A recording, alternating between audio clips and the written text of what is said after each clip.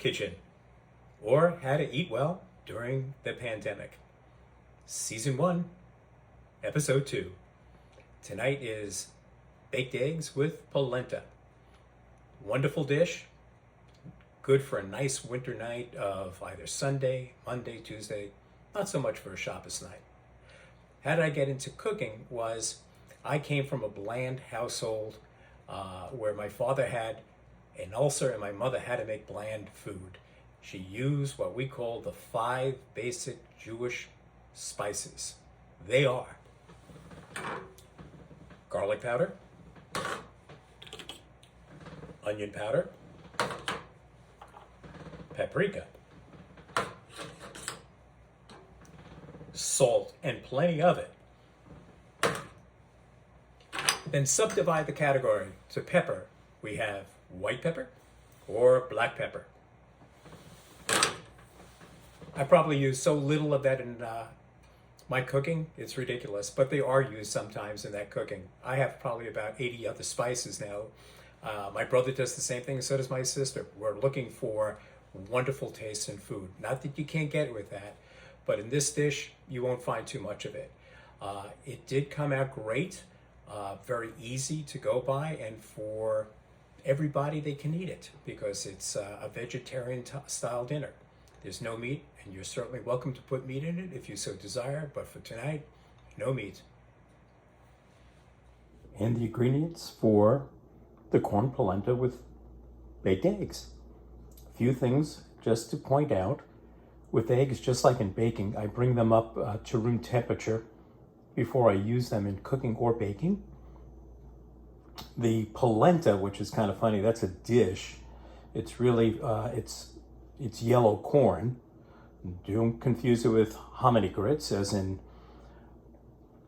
my cousin Vinny. And are these special grits, instant grits? No, it's not any of that. It's yellow corn meal that we'll use. It's medium to coarse grained. And everything has been measured out by weights. If it says quarter cup, half cup, and it's a solid, I'll weigh it out. And the other funny thing about this recipe is it calls for, and then put in a handful. I always laugh at those kind of recipes because are you Andre the Giant or Billy Crystal handful? So you have to just feel it out.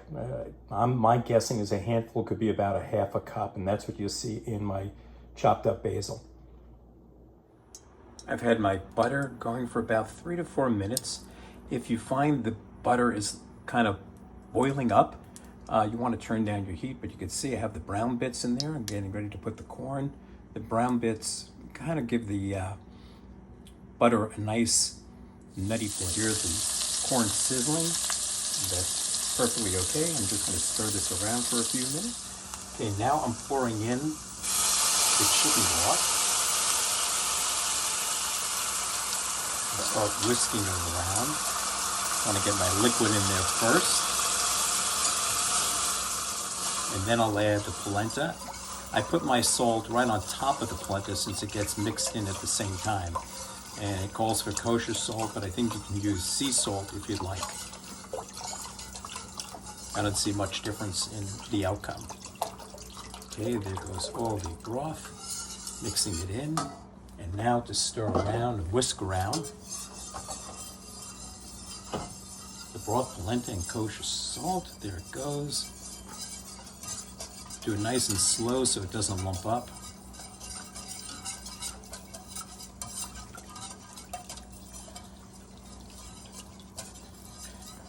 And we're going to keep stirring until the mixture starts bubbling and thickens a little bit. And you can see it has thickened. This has been after about 5 minutes. It's true. It's almost, you could see the trails going in there. This is the part where I'm thinking of my father, who would definitely tell a dad joke. He said, "Watch it, son, you might go stir crazy." The funny part about this recipe, it says if using on every one of these ingredients. Well, the answer is I am using it, so I'm going to add my chopped herbs, handful at a time. It's in there. I'll save a little bit for later for decoration. Then it says to add the greens. Here they come. That's the spinach. Whisk that around.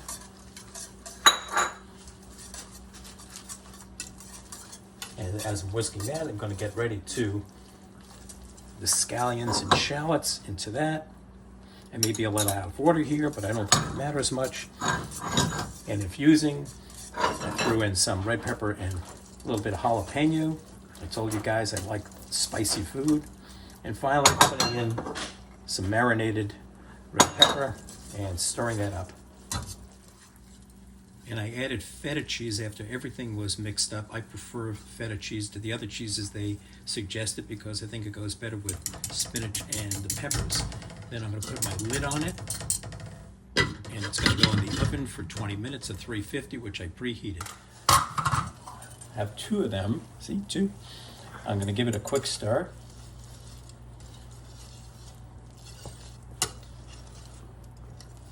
And then it's going to go back in for between 20 and 25. So 22 should do it. Okay, I'm going to make 6 divots in here so it gives a place for the eggs to go into. So one of the tricks I learned by being a short order cook for making fried eggs is to separate your white from your yolk. Pour the white in and then let it set and then put the yolk in. This way you can have a bullseye and get it right where you want it. So I'm going to do the same thing here. I've made my divots. It'll be hard to see them because there's not a lot of depth in with the filming. But here I'm pouring the white in. And it kind of run a little bit, but that'll be all right. And there goes the yolk, right where I wanted it, right in the middle. The egg at 2 o'clock had its yolk broken, so you can see it's a little discolored, but the others look good. In the bottom, right around 8 o'clock, or 7:30, that's the one I just touched with my finger to see was done, and it is. It's not as runny as it looks, and you can see how the white did run. But I still think it should be okay once we cut it up and put it onto plates. So, enjoy.